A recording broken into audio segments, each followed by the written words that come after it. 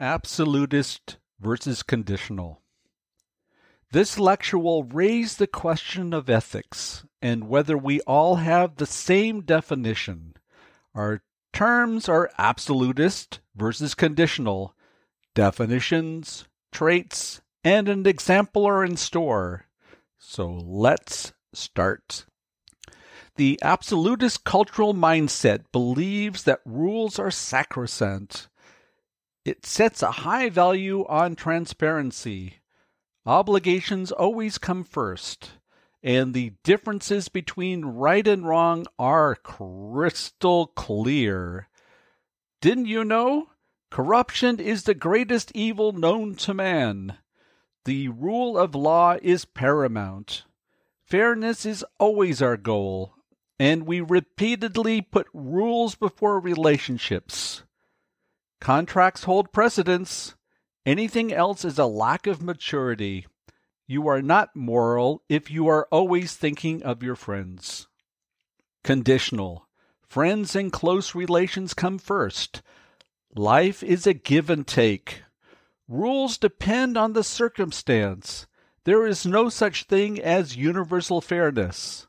Some people are more important to me than others. You are not moral if you never think of your friends. In comparison to the detached versus emotional mindset, here we are talking about morals.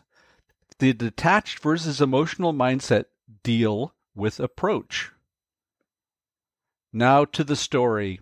Let's make the absolutist the boss and the employees are conditional, as well as the location of the office. Could you imagine what a horror that has to be for the boss? The employees are crooked. They are lazy. If headquarters only knew how they ran the business down here, we are going to get into hot water. Just wait. Now on to the employees.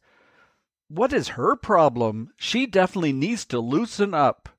How does she ever expect us to get our work done if we were to follow it her way?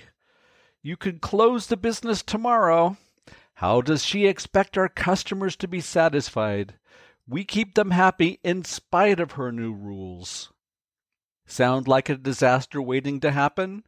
The boss has two solutions. Either she gets with the local program or she can get a new set of employees.